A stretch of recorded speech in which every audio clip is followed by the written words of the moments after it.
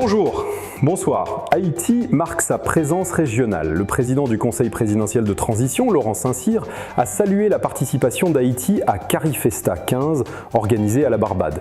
Une délégation réduite mais représentative porte la voix du pays dans un contexte de crise, affirmant l'attachement à la coopération caribéenne et à la solidarité régionale. Toujours en Haïti, le mouvement Whoop Combit a lancé la campagne nationale du guide Combit sous le thème « Application des valeurs et principes du Combit ». Fruit de 4 ans de travail, ce guide veut replacer la solidarité au cœur du développement. Plus de 120 ateliers de formation sont prévus dans les 10 départements. Message central, c'est ensemble, nous forts, c'est ensemble que la reconstruction sera possible. La mobilisation citoyenne se poursuit avec la 3e édition de Top Climat été qui s'est achevée le 12 août après 2 mois d'action dans le nord, le sud et l'ouest. Jeunes et acteurs locaux se sont mobilisés autour des enjeux du recyclage, de l'énergie et de la biodiversité. L'événement confirme l'émergence d'une génération décidée à agir face aux défis climatiques.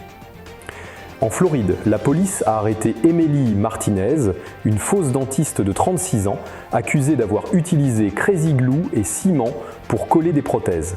Plusieurs victimes ont subi de graves infections. Déjà arrêtée en mars, elle fait face à de nouvelles plaintes et pourrait écoper de lourdes peines. À Port-au-Prince, les États-Unis ont déployé un nouveau contingent de Marines pour renforcer la sécurité de leur ambassade. Washington réaffirme son soutien sécuritaire en coordination avec la police nationale d'Haïti et la mission multinationale. Sur le plan politique, la perspective d'un remaniement ministériel suscite le débat.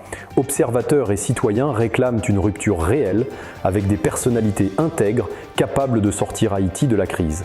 Un simple changement cosmétique serait perçu comme une insulte à l'intelligence du peuple.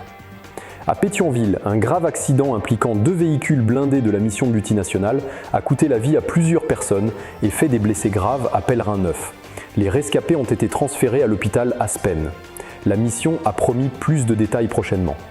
Enfin, en Guinée équatoriale, Balthazar Ebang Ngonga, neveu du président Obiang et ex-directeur de l'Agence nationale d'investigation financière, a été condamné à 8 ans de prison pour corruption et enrichissement illégal après la diffusion de vidéos compromettantes.